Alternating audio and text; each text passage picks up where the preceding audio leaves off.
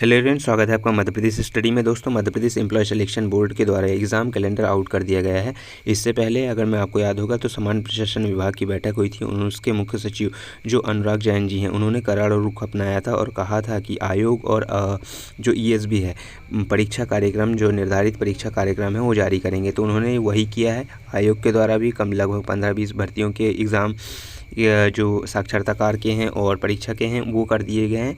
और 2025 के 15 से ज़्यादा भर्ती परीक्षा लेगा ESB। इसको लेकर शेड्यूल जारी कर दिया गया है, जिसमें मध्य प्रदेश सब इंजीनियर ITI प्रशिक्षण अधिकारी 2025 में भी इन्होंने पदों की संख्या भी कुछ जारी की है, उस पर भी हम देखेंगे। और मध्य प्रदेश ITI TO फिर से आने की संभावना क्या आने ही है, कैलेंडर में दी हुई है, 2025 के कैलेंडर में दी गई है ना। इसमें अब हम देखते हैं कि परीक्षा कार्यक्रम में कौन कौन सी भर्तियों को शामिल किया गया है और किस किस प्रकार में कितने कितने अनुमानित पद संख्या को लिया गया है।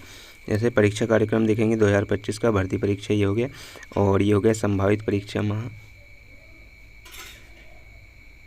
तो यहाँ पर एक चीज़ अच्छी की है ESB ने, इस बार जो है संभावित परीक्षा का माह भी दे दिया है, अनुमानित पद संख्या भी, और संभावित परिणाम जारी करने का माह भी दे दिया है।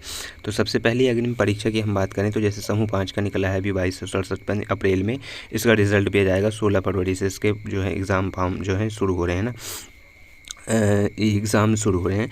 और उसके बाद महिला बाल विकास का आएगा, उसके बाद समूह 4 समूह 3 का आएगा, जिसके 500 पद दिखाया गया है। और मई के आसपास इसके जो है रिज़ल्ट आ जाएगा, मार्च में इसका एग्ज़ाम होगा। माध्यमिक शिक्षक और प्राथमिक शिक्षक का मार्च में होगा, और अप्रैल में प्राथमिक शिक्षक का होगा। उसके बाद समूह 1 उप समूह 1 की अप्रैल में परीक्षा होगी 247 पदों पर, जून में 2025 में आ जाएगा रिज़ल्ट। समूह 1 उप समूह 3 में अप्रैल में होगा एग्ज़ाम और 248 पदों पर होगा, जून 2025 में इसका रिजल्ट आ जाएगा।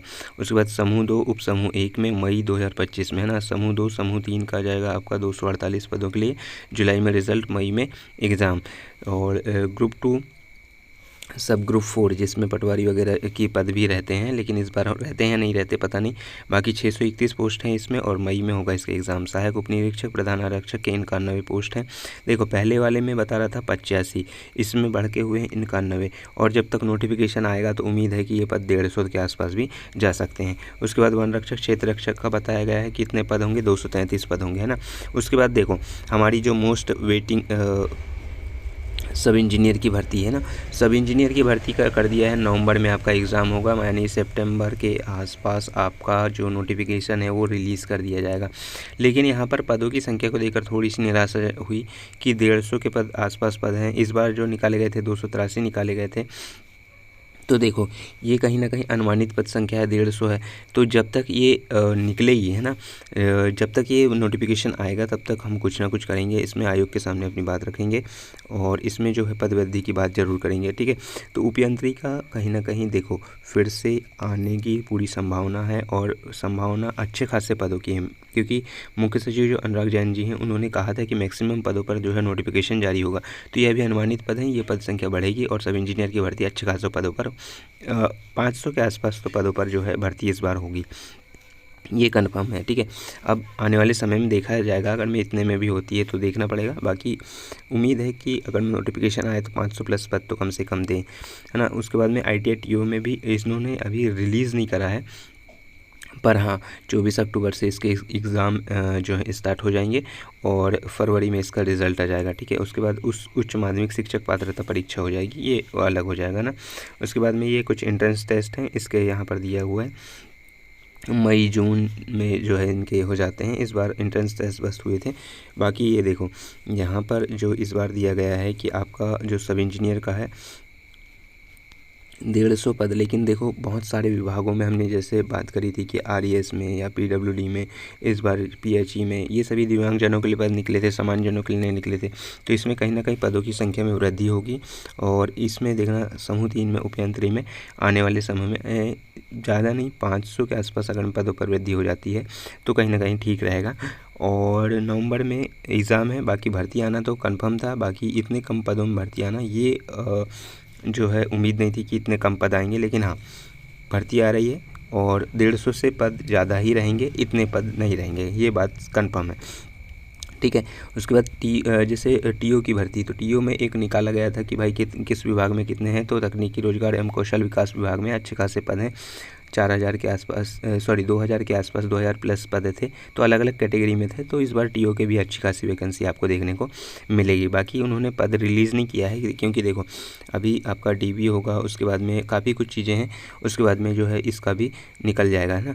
तो टेक्निकल में एग्ज़ाम में अगर हम बात करें तो सब इंजीनियर और ITI टीओ का एग्ज़ाम जो है 2025 में आपका रहने वाला है। अगर मैं आप एमपी सब इंजीनियर की तैयारी कर रहे हैं तो टेलीग्राम ग्रुप पे जुड़ जाइएगा। आपको सभी को पता है, जो पुराने हैं, हम सब इंजीनियर से रिलेटेड कोई भी अपडेट होता है, कोई भी क्यूरीज़ होती हैं, वो लेकर आते हैं, तो ये जुड़ जाइएगा। अब हम सब इसमें फिर देखो नोटिफिकेशन एक बार रिलीज़ होने के बाद में कुछ नहीं कर सकते हम, पहले ही जो कुछ है उसको कर सकते हैं। तो पहले से आवाज़ उठाना पड़ेगा और एक रहना पड़ेगा, थोड़ा सा उसमें देखना पड़ेगा क्या कर सकते हैं। 150 पद नहीं होना चाहिए, 500 के प्लस पद तो कम से कम होना चाहिए, और ये 150 नहीं रहेंगे।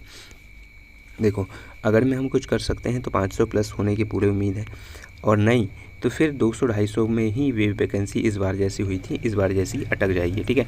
तो एमपी सब इंजीनियर के लिए सभी को थोड़ा सा एक रूपरेखा बनानी पड़ेगी, आयोग के सामने अपनी बात रखनी पड़ेगी, और सभी विभागों के पास में, जैसे लास्ट टाइम गए थे, लेकिन लास्ट टाइम कब गए थे, विभागों के पास में कि नोटिफिकेशन निकल गया था उसके बाद में गए थे, है ना। तो नोटिफिकेशन के पहले ही जाना है सभी विभागों में कि भाई आपके जो रिक्त पद हैं, वो रिक्त पदों को आप जो है रिक्त पदों को विभागों को कहना है कि भाई आपके जो भी रिक्त पद हैं विभागों के द्वारा, है ना, वो क्या करे, अपना मांग पत्र में कहे कि भाई हमको इन पदों पर और भर्ती चाहिए, तो वो ESB को भेजेंगे, और ESB जब नोटिफिकेशन तैयार करेगा तो उसमें उन पदों को शामिल कर लेगा। तो ये हो सकता है काम नोटिफिकेशन के पहले, नोटिफिकेशन के बाद कुछ नहीं होता। इस बार हमने देख लिया, इस बार काफ़ी कुछ किए, लेकिन नोटिफिकेशन के बाद पद इंक्रीज़ होने के कोई चांस नहीं रहते। वो सब फिर बोल देते हैं कि हमने भेज दिए हैं या भेज देंगे, बाकी वो भेजता कोई नहीं है, ठीक है। तो ये सब चीज़ें यहाँ पर रहने वाली हैं। बाकी और कुछ अपडेट आता है दोस्तों इससे रिलेटेड। बाकी देखो एक चीज़ अच्छी हुई है कि समान प्रशासन के जो निर्देश हैं, और मध्य प्रदेश में जो CM माननीय मोहन यादव जी ने कहा था कि 1 लाख पदों पर भर्ती होगी, तो उसका कार्यक्रम कहीं ना कहीं देखो लगातार चल रहा है। बिजली विभाग में भी आप देखेंगे तो 2200 प्लस वैकेंसी जो है उसमें रिलीज़ की गई हैं। आपके समूह 5 में अच्छी खासी वैकेंसी रिलीज़ की गई हैं, तो कहीं ना कहीं उसमें जो है वैकेंसी आ रही हैं धीरे धीरे। बाकी अब आपके ऊपर है कि आपको कौन से तैयारी करना है, किस प्रकार से करना है। और उस प्रक्रिया में जो 2.5 लाख पदों पर भर्ती की बात कही थी, तो वो भर्ती प्रक्रिया देखो ये तो नहीं, पर 1 लाख पदों की भर्ती प्रक्रिया में कहीं ना कहीं वो चीज़ें होती हुई दिख रही हैं।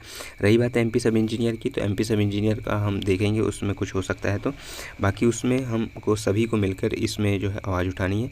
तकनीकी टीओ में, ITI टीओ में भी अच्छी खासी वैकेंसी देखने को मिलेगी। इस बार 450 थी, लेकिन इस बार उम्मीद है कि 500 प्लस वैकेंसी आपको देखने को मिलेगी, ठीक है। तो ये थी दोस्तों आज की अपडेट। ESB का फाइनली कैलेंडर आउट हो चुका है, और इस बार नए तरीके से आउट हुआ है, जिसमें संभावित परीक्षा माह, संभावित परीक्षा परिणाम जारी करने का माह, और पदों की संख्या जो है सभी चीज़ों को उसमें लिया गया है, ठीक है। बाकी कुछ और अपडेट के लिए चैनल को सब्सक्राइब कर लीजिएगा, टेलीग्राम ज्वाइन कर लीजिएगा। बाकी मिलते हैं नेक्स्ट वीडियो में, तब तक के लिए थैंक यू।